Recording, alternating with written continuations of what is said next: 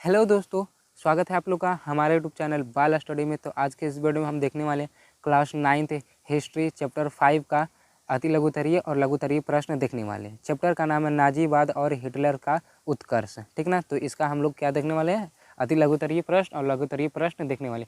और बताना चाहते हैं कि सभी सब्जेक्ट का क्वेश्चन आंसर हमारे चैनल पर अवेलेबल है। ठीक ना, आप लोग चैनल पर जाके देख सकते हैं। ठीक ना, प्लेलिस्ट सभी का बना हुआ है, जाके आप लोग देख सकते हैं। ठीक है, चलिए देर न करते हैं, वीडियो का स्टार्ट करते हैं। वीडियो स्टार्ट करने से पहले अगर आप चैनल पर नए होंगे तो चैनल को सब्सक्राइब कर लीजिएगा और वीडियो अच्छा लगेगा वीडियो को लाइक कर लीजिएगा। ठीक ना, चलिए वीडियो स्टार्ट करते हैं। तो देखिए अति लघुतरीय का पहला प्रश्न है। इसमें देखिए कि जर्मनी में नवंबर क्रिमिनल किन्हें कहा गया। ठीक ना, जर्मनी में नवंबर क्रिमिनल किन्हें कहा गया है, तो गणतंत्र के समर्थक को। किन्हें कहा गया, तो गणतंत्र के समर्थक को। दूसरा देखिए है, नाजी पार्टी का दूसरा नाम क्या था, तो national socialist German workers party. ठीक ना।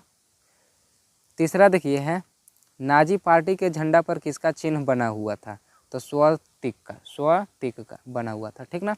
चौथा देखिए कि जर्मनी को राष्ट्र संघ की सदस्यता किस संधि द्वारा मिली, तो लोका संधि। किस संधि के द्वारा मिली, तो लोका संधि के द्वारा मिली। ठीक है। पाँचवा देखिए हिटलर को चांसलर किसने नियुक्त किया। हिटलर को चांसलर किसने नियुक्त किया था, तो हिंडेनबर्ग ने चांसलर नियुक्त किया था। याद रखिएगा, ये सभी मोस्ट इंपॉर्टेंट क्वेश्चन है। छठा नंबर क्वेश्चन देखिए कि जनरल फ्रैंको कहाँ का शासक था, तो स्पेन का। जनरल फ्रैंको कहाँ का शासक था, स्पेन का। सातवां देखिए कि कमिंटन। ठीक ना,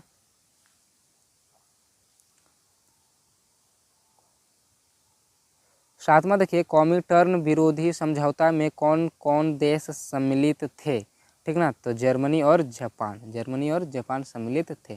ठीक ना, तो ये था अति लघुतरीय प्रश्न, हम लोग देख लिए। अब चलते हैं लघुतरीय प्रश्न। ठीक ना, वीडियो अच्छा लग रहा होगा तो वीडियो को लाइक ज़रूर कर दीजिएगा। ठीक ना, क्योंकि वीडियो बनाने में बहुत ही मेहनत लगता है, आप लोग अंदाज़ा नहीं लगा सकते हैं। देखिए पहला क्वेश्चन है लघुतरीय का कि नाजीवाद से आप क्या समझते हैं। चैप्टर का नाम भी यही था, नाजीवाद और हिटलर का उत्कर्ष। तो नाजीवाद क्या है, तो देखिए हो जाएगा, यह हिटलर द्वारा जर्मनी में प्रतिपादित सिद्धांत था। ठीक ना, यह सैनिकवाद, वीर पूजा, राज्य की सर्वोच्चता के सिद्धांत, यहूदी विरोधी विचारधारा तथा आर्य प्रजाति के श्रेष्ठता का समन्वय था। ठीक ना, ये था इसका उत्तर। चलिए देखिए दूसरा है कि हिटलर के उत्कर्ष में वर्साई की संधि का क्या महत्व था। तो इसका उत्तर हो जाएगा, वर्साई की संधि को जर्मनी की जनता एक अपमानजनक संधि मानती थी। ठीक ना, जर्मनी की जनता क्या मानती थी, अपमानजनक संधि मानती थी। उसे सैनिक एवं आर्थिक दृष्टि से पंगु बना दिया गया। अतः जर्मन वर्साई की संधि को एक राष्ट्रीय कलंक मानते थे। हिटलर ने जनभावना को और अधिक उभारा और जनता में अपनी पहचान बनाई। ठीक ना, हिटलर क्या किया, अपनी जनता में क्या बनाया, पहचान बना लिया। ठीक ना, धीरे धीरे जर्मन जनता हिटलर के नाजी दर्शन की ओर आकर्षित हुई। ठीक ना, जो जर्मन के जो जनता थे धीरे धीरे किसके ओर आकर्षित हो गए, तो हिटलर की ओर आकर्षित हो गए। ठीक ना, वर्साई की संधि हिटलर को राजनीतिक उत्कर्ष की ओर ले गया। ये था दूसरा का आंसर। तीसरा का आंसर देखिए, वेमर गणतंत्र ने हिटलर के उदय का मार्ग कैसे प्रशस्त कर दिया। ठीक ना, तो इसका देखिए उत्तर हो जाएगा, वेमर गणतंत्र ने 10 अगस्त 1919 को वेमर संविधान लागू किया। इसके अनुसार जर्मनी में संघीय शासन व्यवस्था लागू की गई तथा राष्ट्रपति को आपातकालीन शक्तियां दी गई। ठीक ना, इसकी जर्मनी में काफ़ी तीखी प्रतिक्रिया हुई। हिटलर ने भी जर्मन जनता के साथ अपना स्वर मिलाया। हिटलर ने इसी विचार को नाजीवाद के रूप में प्रस्तुत किया। वेमर गणतंत्र ने हिटलर के उदय का मार्ग प्रस्तुत किया। ठीक है, चलिए चौथा नंबर देखते हैं। तो चौथा नंबर क्या देखिए है, जर्मन पूंजीपतियों ने हिटलर का साथ क्यों दिया। जो जर्मन पूंजीपतियों जो था ना, उनका साथ क्यों दिया हिटलर का। देखिए इसका कारण हो जाएगा, जर्मनी का एक बड़ा जन समुदाय जिसमें मध्यम वर्ग बेरोजगार थे, यहूदी विरोधी थे। ठीक ना, साधारण जनता भी यहूदियों से घृणा करती थी। अच्छा, यहूदियों से घृणा क्यों करती थी, क्योंकि ये जो प्रथम विश्व युद्ध हुआ था ना, तो ये साथ नहीं दिए, जर्मनी का साथ नहीं दिए, इसीलिए क्या करने लगे, और ऐसे भी जर्मनी हार गया उसमें। अब हार गया प्रथम विश्व युद्ध में, तो अब जिसके कारण हारा है वो नहीं जो साथ दिए, उसको फिर लोग पूछेगा नहीं ना।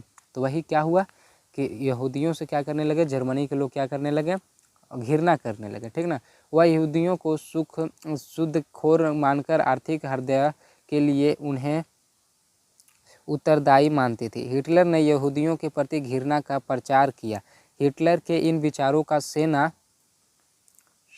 उद्योगपतियों, भूमिपतियों एवं गणतंत्र विरोधी राजनीतिज्ञों पर प्रभाव पड़ा। ठीक ना, वे सभी हिटलर को जर्मनी का मसीहा मानकर उसके साथ हो गए। ठीक ना, तो ऑब्जेक्टिव में क्वेश्चन भी पूछा जाता है, जर्मनी का मसीहा किसे कहा जाता है? तो हिटलर को कहा जाता है। आप लोग याद रखिएगा। ठीक ना, 5वां नंबर क्वेश्चन देखिए, हिटलर की यहूदियों के प्रति क्या नीति थी?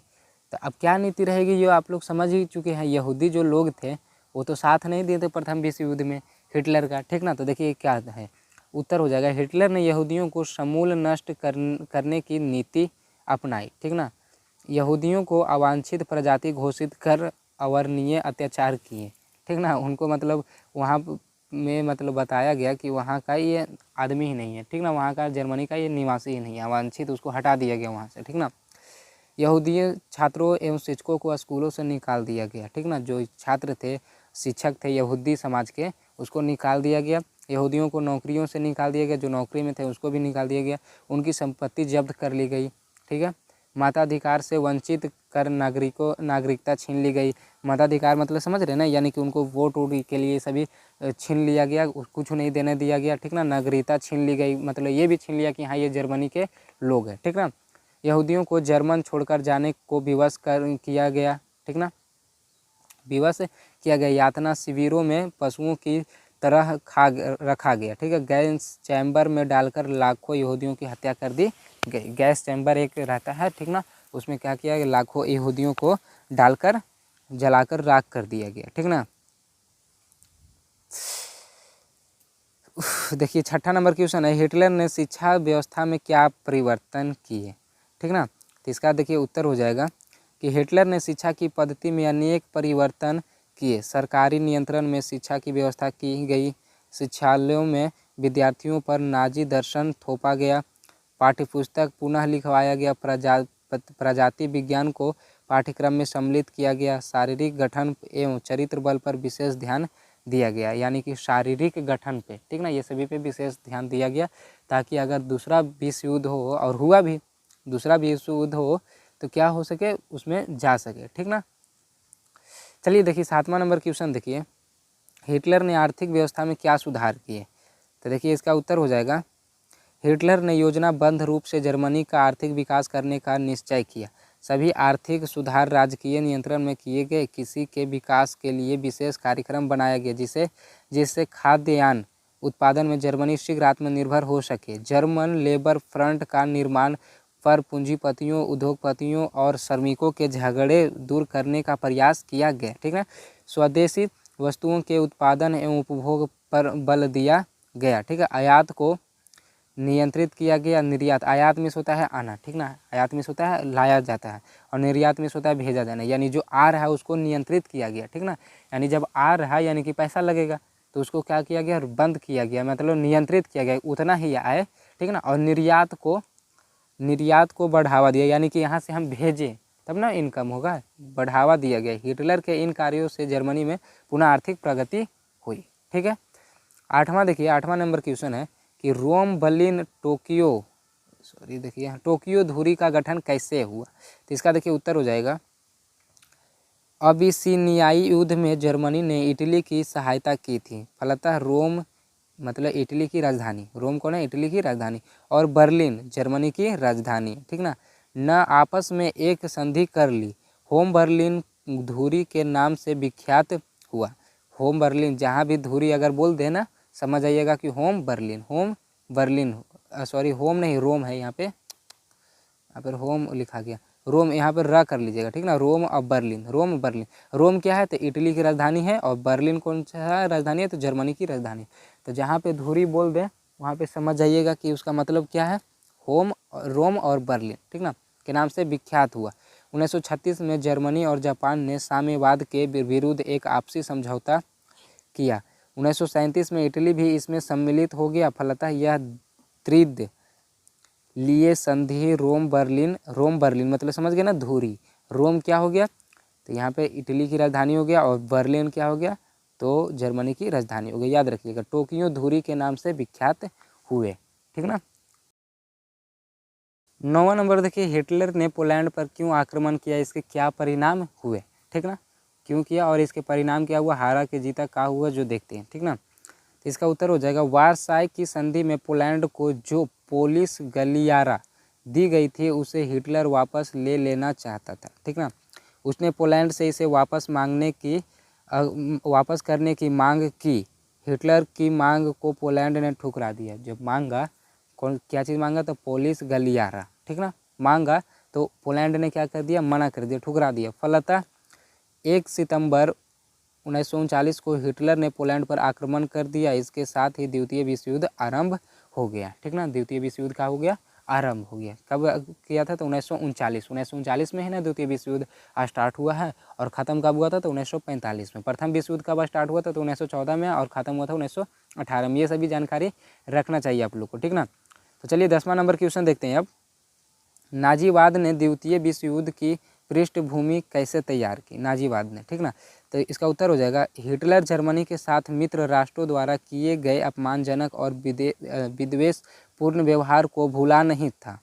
अपने नाजी दर्शन के अनुसार वह शक्ति के बल पर जर्मन साम्राज्य की सीमा और गौरव को बढ़ाना चाहता था। नाजीवाद का विदेश नीति के मूलवत थे। अपमानजनक वर्साई संधि को समाप्त करना, जर्मनी को एक सूत्र में बांधना था, जर्मन साम्राज्य का विस्तार करना था, वह यूरोप में साम्राज्यवाद के प्रसार को भी रोकना चाहता था। इस तरह नाजीवाद ने द्वितीय विश्व युद्ध की पृष्ठभूमि तैयार कर दी, ठीक ना। तो ये था 10वां का उत्तर, ठीक है। तो समझ गए, ये 10वां का उत्तर भी आप लोग समझ गए, ठीक है। तो चलिए वीडियो समाप्त होता है यहीं पे, मिलते हैं अगले वीडियो में, तब तक के लिए जय हिंद, जय भारत।